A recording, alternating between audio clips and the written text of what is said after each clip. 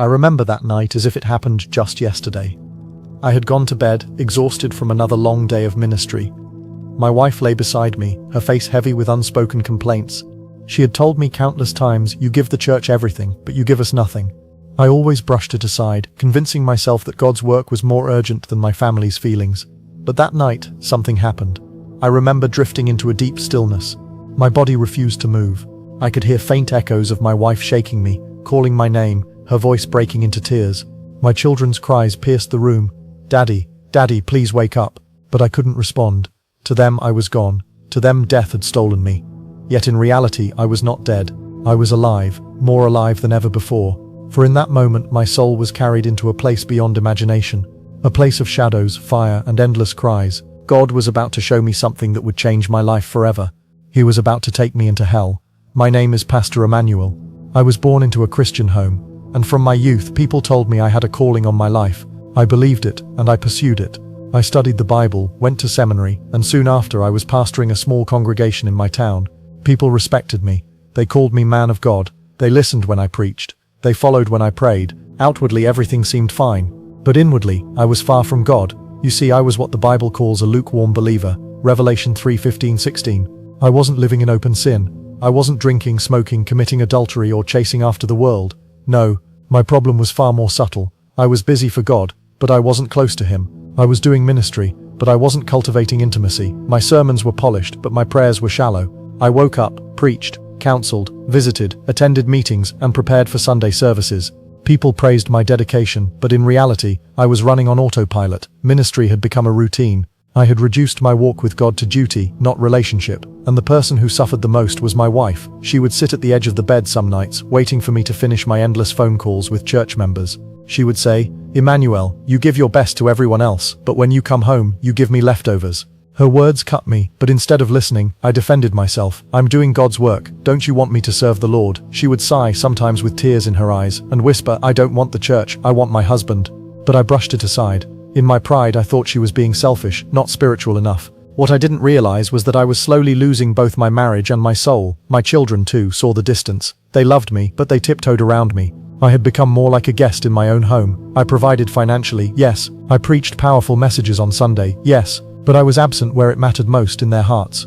The truth is, I was tired. Tired of pretending I was strong. Tired of carrying the burden of ministry without ever laying my heart bare before God.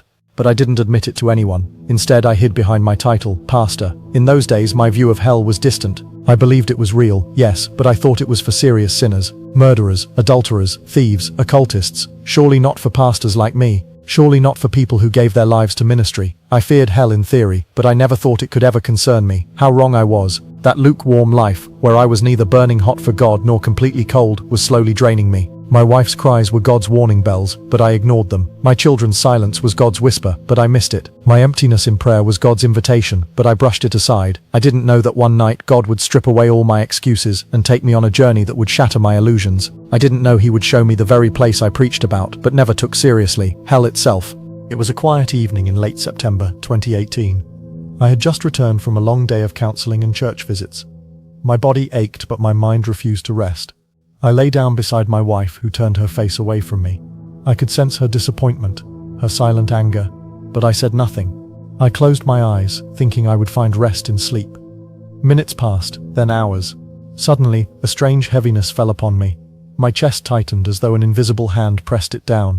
I tried to call out, but no words escaped my lips. My eyes fluttered open, and I saw my wife leaning over me, shaking me violently. "Emmanuel, Emmanuel, wake up!" Her voice trembled. I heard my children crying at the doorway. Panic filled the room. But here's the terrifying part. Though my body lay motionless, I was fully conscious. I could see everything, yet I could not respond. I wanted to tell my wife, "I'm here, don't cry, I'm not gone." But my voice was trapped inside me. And then it happened. I felt my spirit rising. At first it was gentle, like a leaf lifted by the wind. Then suddenly, I was yanked, yes, yanked out of my body. A violent force pulled me upward, through the ceiling, higher and higher. My heart raced, my thoughts screamed, "Am I dead? Is this it?" Darkness surrounded me, a suffocating darkness, thicker than any night I had ever known. I couldn't see my hands, I couldn't see my feet, only the sound of wailing, distant at first, then closer and closer. The cries pierced through me, screams of men, women, even children. It wasn't the cry of pain alone, but of regret, of hopelessness. The kind of cry that tells you there will never be peace again. The smell hit me next, a stench so foul, so unbearable, it clawed at my throat. It smelled like burning flesh, mixed with sulfur and decay. I gagged, but there was no escape. A wind roared past me, hot and merciless. I felt as though invisible chains dragged me deeper into an abyss. My heart pounded, my mind raced. Lord, where am I? Lord, why am I here? Suddenly, I saw faint glows in the distance, like embers scattered in the dark. As I drew closer, I realized they were not embers, they were pits. And inside those pits, human souls writhed in flames. Their eyes caught mine, some stretched out their hands, begging for water, for mercy, for just one more chance. Their voices rang in my ears. Too late, too late. I trembled violently. No, Lord, I screamed. I am your servant. I am a pastor. Why am I here? A voice thundered in the darkness, not loud, yet shaking the very core of my being. It wasn't angry, it was sorrowful. Because you are lukewarm, because you honor me with your lips, but your heart is far from me. Because you thought ministry could replace intimacy. Because you neglected the first ministry I gave you, your family. The words pierced me like a sword. I fell to my knees, though there was no ground beneath me. Tears burned my eyes. Lord, have mercy, I cried. But there was no immediate rescue. Instead, I was being carried deeper, deeper into the place where hope dies. The deeper I was carried, the heavier the air became. It was not air at all. It was suffocation. The heat pressed against me, yet it was not the kind of heat that comes from the sun. It was alive, oppressive, almost like the anger of the place itself. All around me, shadows moved. At first I thought they were demons, but as I looked closer, I realized they were souls. Men and women, countless multitudes twisted in agony. Flames leapt from the ground, consuming them, yet they did not die. They burned, but they were not consumed. Their cries pierced me until I thought my heart would tear apart. One man looked straight at me. His face was melted, yet his eyes burned with recognition. He cried, "Pastor, Pastor Emmanuel." I staggered back, horrified. "Who are you?" He screamed through his torment. "I was in your church. I listened to your sermons. But you never told me that compromise could kill me. You never told me the cost of lukewarmness. You preached, but you never warned me." I fell to the ground, trembling. "Lord, is this true? Did I fail them?" The voice of the Lord echoed again, not in anger, but in grief. "You spoke what would make them clap. You preached what would make them stay. But you did not cry for their souls. You wanted a big church more than you wanted holy people. You labored in ministry, but you neglected the ministry of truth." Tears streamed from my eyes. I cried until my chest ached. As I looked again, I saw a young woman in chains. She screamed as flames licked her body. "I only wanted to be free. I thought a little sin wouldn't matter. My pastor never told me it would bring me here." Her words stabbed my soul. I wanted to run to her, to free her, but my hands were useless, my strength gone. Everywhere I turned, I saw Christians, not unbelievers, but men and women who once sat in pews, lifted their hands in worship, even preached. Yet here they were, crying in eternal regret. "Why, Lord?" I whispered. The voice spoke again. "Because I said, 'Be holy, for I am holy.' But they thought holiness was optional. Because I said, 'Seek me first,' but they sought the world and its pleasures. Because I said, 'Love your wife as Christ loves the church,' but you ignored the cries of your own home.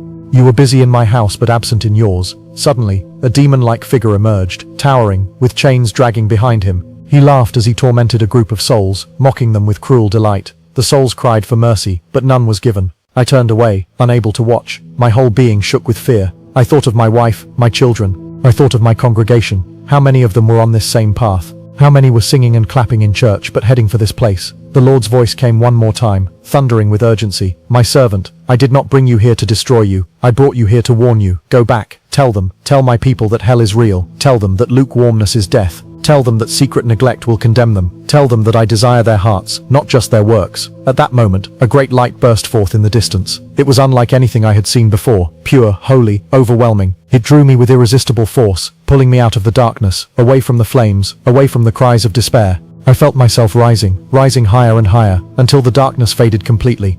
As the light drew me out of the flames, I clung to it as a drowning man clings to air.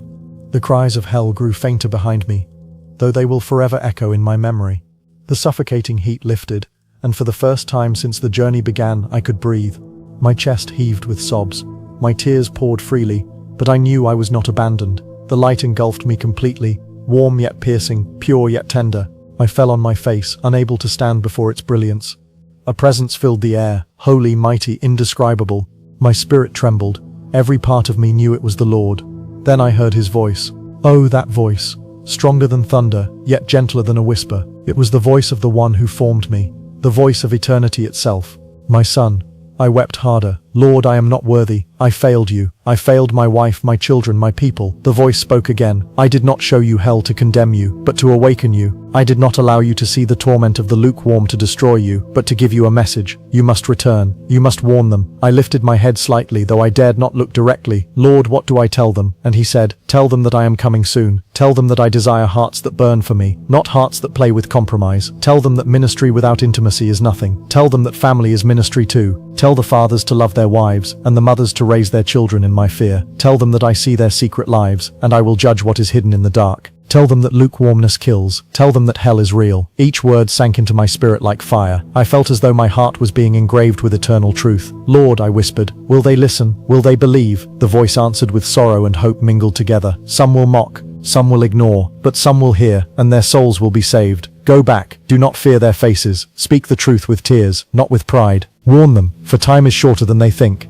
At that moment, I felt the light wrapping around me like a robe. It lifted me higher, faster, until suddenly I was rushing back toward the earth. The flames were gone. The cries were gone. Only the weight of God's words remained. Then, with a violent jolt, I crashed back into my body. My eyes flew open. I gasped for air, choking on my own sobs. My wife screamed with relief, falling over me, hugging me as if I had returned from the grave. My children clung to me, crying, Daddy, you're alive. I was alive, but not the same man who had gone to sleep that night.